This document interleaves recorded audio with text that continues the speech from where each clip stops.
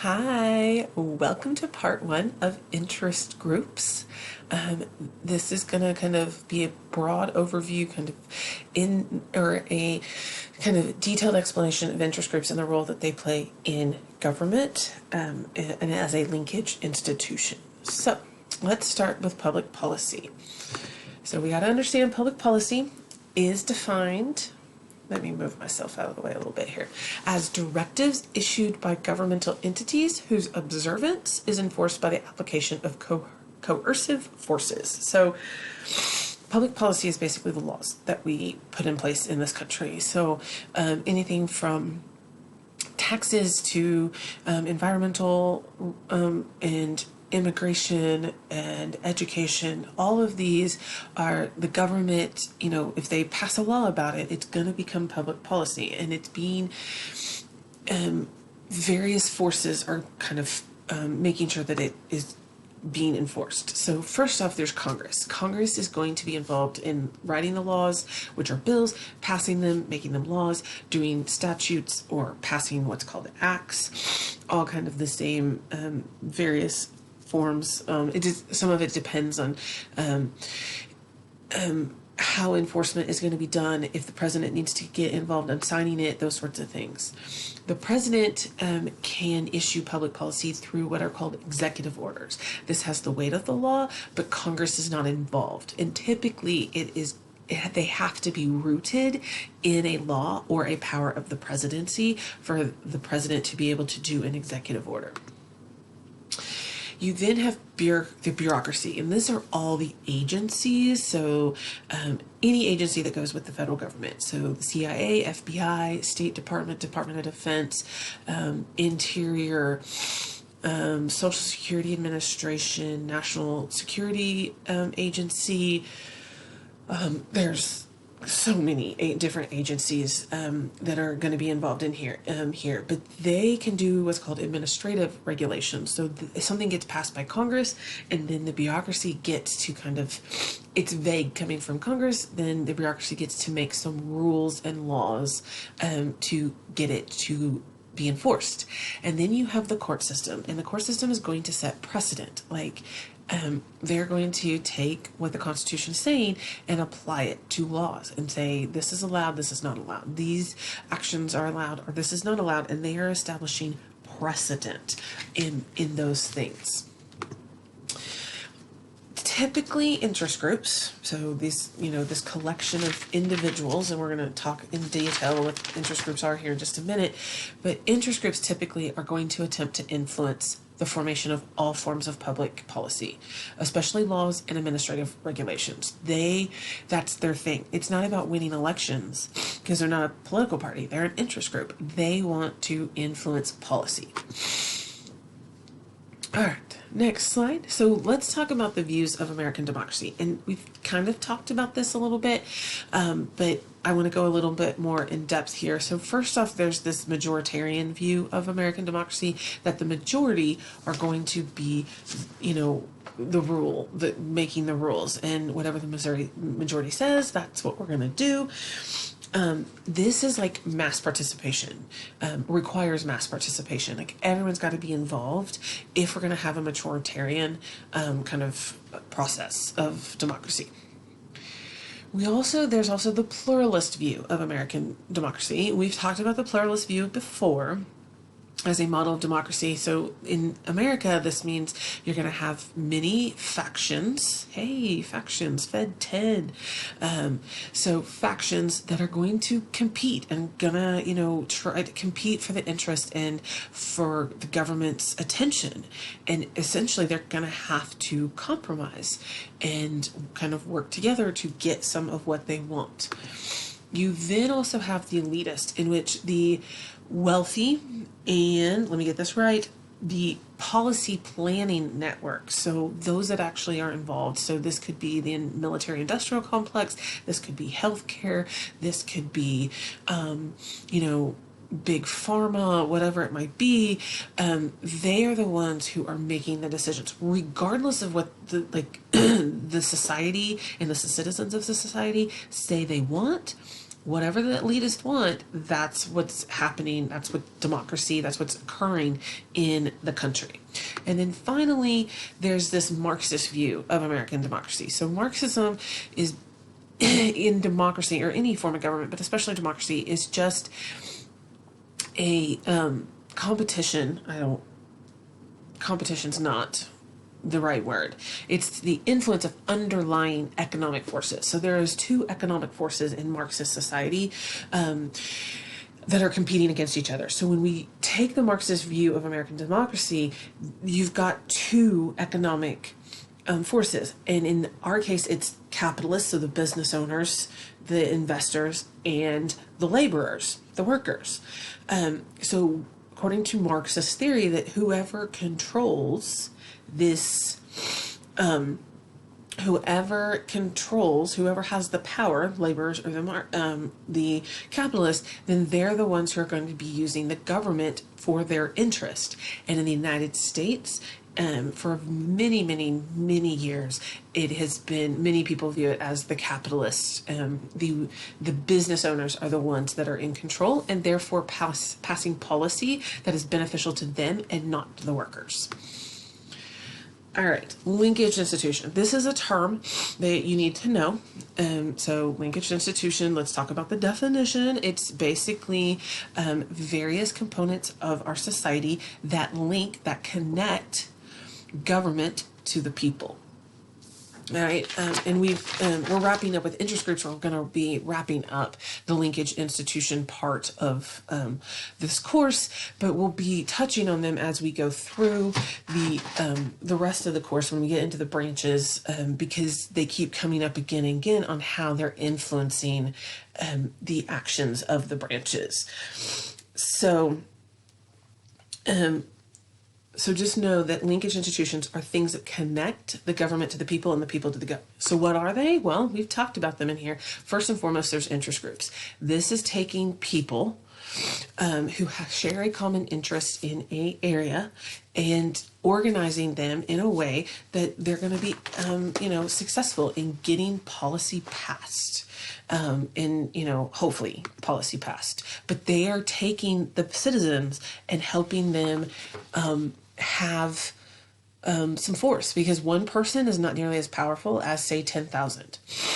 All right, then you have political parties. All right, so political parties, they're there to inform the citizenry of what is going on, like of issues, organizing the government, checking the other party, because one party's going to check the other. They're going to run candidates. Whereas interest groups, they're going to testify before Congress on issues. They're going to provide research to various parts of government on issues. They're going to give research to people so they understand the issues.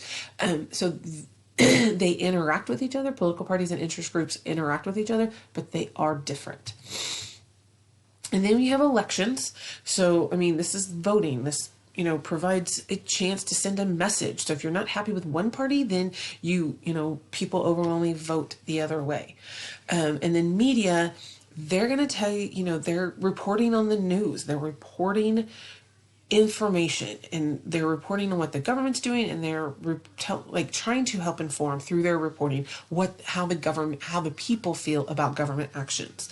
The thing is, they can't focus on every single issue, so they also are affecting public policy or the policy agenda, because they are going to focus people's attentions on certain issues.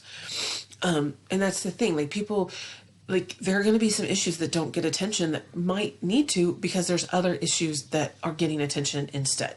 But media is a linkage institution. All of these things are ways that the citizens are connected to the national government. All right, so let's quickly kind of break down the difference between an interest group and a political party. So a political party, this is an organization of people who seek to influence public policy by getting their members elected to public office. Whoa, I got some typos in there. Of people who seek to influence public policy. All right. So they want to, they say, we're going to affect public policy. We're going to influence public policy, but we're going to do that by winning elections and getting our people in government to actually pass those policies. Whereas the interest groups are like, we're organizing people who seek to influence public policy. That's it. They just are going to find ways to try to influence this public policy, either because Congress is going to pass a bill and they are going to be in favor of it, or not, one or the other. Okay, so political parties are all about, let's influence public policy, but we can't do that unless we win the elections. And interest groups are like, I don't care who wins the election, I'm going to try to influence the public policy. I am going to try to influence the people that are in government and to pass policy or implement policy that is favorable to my issue. Okay, so now let's talk about interest group versus interest. All right, so an interest group are organized. All right, they're organized. They have a membership list. They usually they're going to have dues that you have to pay. You're going to get, a lot of them have a newsletter or a magazine. They'll have websites that help inform of what is going on. They will help citizens, their members,